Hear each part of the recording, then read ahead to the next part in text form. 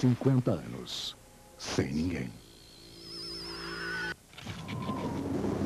50 anos sem seres humanos. Nas terras geladas da Noruega, as plantas começam a perecer em uma estrutura que foi feita para preservá-la. No cofre de sementes de Svalbard, as primeiras sementes começaram a morrer. A semente que vai durar menos tempo é a semente de girassol ou de alface. Talvez suportem uns 50 a 75 anos nessas condições.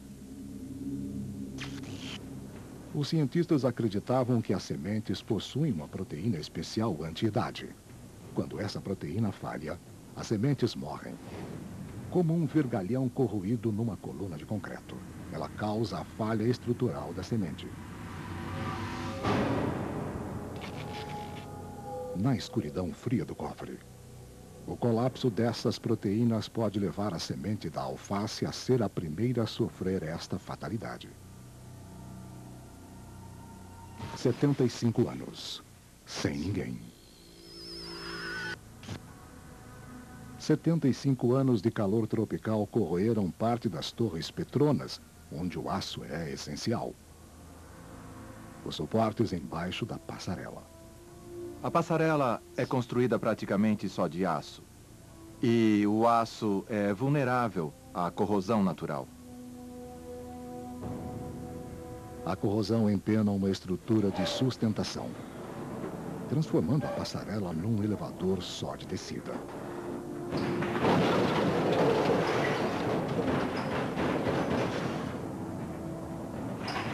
As torres gêmeas, feitas de colunas super reforçadas, permanecem intactas, mas a sua ligação uma com a outra está cortada para sempre.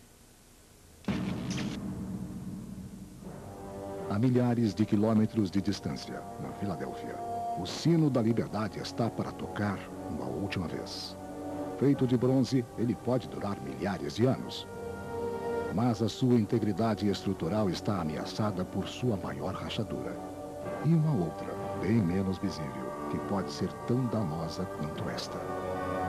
Se você olhar, poderá ver que essa fissura se estende até em cima e passa pela inscrição na coroa do sino. E essa é a maior fraqueza do sino. É na viga de madeira que sustenta o sino onde a rachadura final vai começar. Feita de uma madeira chamada olmo, 75 anos de umidade e insetos a deixaram enfraquecida demais para sustentar o sino de 1 tonelada. Apesar de estar partido em dois, o símbolo da liberdade continua fácil de reconhecer. A liberdade passou a fazer parte dos traços dos cães de rua. Antes dependentes dos restos deixados por humanos nos aterros, eles voltaram a ser os predadores selvagens que eram antes de serem domesticados. Existem lugares no mundo onde eles já voltaram a ser animais selvagens. E assim, na Austrália, foi o dingo que se tornou o cão de rua. Os dingos foram trazidos para a Austrália por volta de 2000 a.C. como cães domesticados. Soltos no Outback, a sua população logo expandiu. E eles estão se dando muito bem no meio selvagem. Mas sem os seres humanos que forneciam a maior parte de sua comida, as populações de cães de rua foram dizimadas. Onde antes havia 300 milhões deles, agora existem alguns poucos milhares. Contudo, como espécie, eles vão perdurar devido a uma habilidade singular, que os distingue de todas as outras criaturas no reino animal. O guepardo supostamente é o animal mais veloz do mundo, mas ele só pode percorrer 300 ou 400 metros e então ele fica exausto rapidamente. Mas um cachorro saudável pode percorrer vários quilômetros. E não existe nenhum outro animal no mundo capaz de fazer isso. E eu acho que eles podem ser muito bem-sucedidos. 100 anos, sem ninguém. 100 anos sem seres humanos. O aço da ponte Golden Gate foi reduzido a nada devido à ação do oxigênio.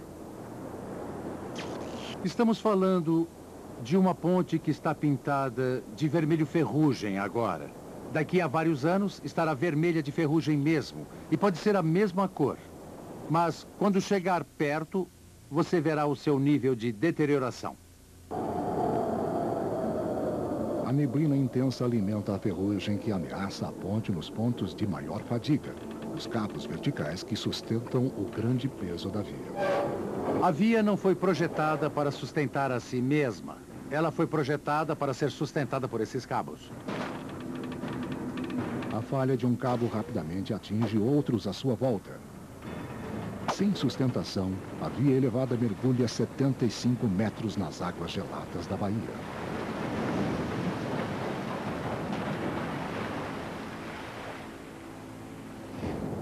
Apenas alguns quilômetros para o leste, a Bay Bridge está em um local mais seco e quente.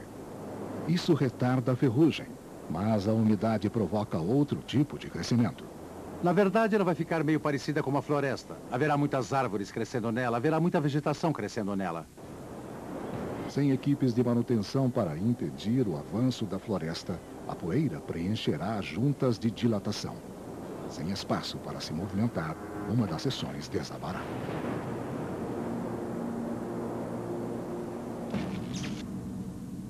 Dentro do Museu do Louvre, a caixa protetora da Mona Lisa foi construída para suportar um ataque terrorista. Mas a poeira vai se infiltrar pelas vedações de neoprene e criar um caminho para a umidade. A menor rachadura, o menor furinho em qualquer lugar naquela caixa permitirão a entrada de umidade muito facilmente. E o que acontecerá neste caso será que a caixa em si se tornará o maior inimigo da Mona Lisa. A umidade será o prenúncio da morte da pintura, pois ela cria o habitat perfeito para um inseto minúsculo, uma espécie de caruncho. Ele recebeu o apelido de caruncho de vigília. Na Idade Média, enquanto se aguardava a morte de um ente querido, a casa ficava muito silenciosa, porque as pessoas esperavam a chegada da morte. E nesses períodos de silêncio, eles ouviam esse som, essas batidinhas vindas das paredes. E era feito por esses carunchos. É um som bem baixinho. Mal dá para ouvir. Esses carunchos, de fato, não têm nada a ver com a morte, na maioria dos casos. Mas a Mona Lisa foi pintada na madeira, e eles comem madeira. E talvez como sobremesa eles deixem um sorriso por último. O destino da Mona Lisa é só o primeiro passo na extinção da civilização. E o último selará o destino de uma cidade inteira.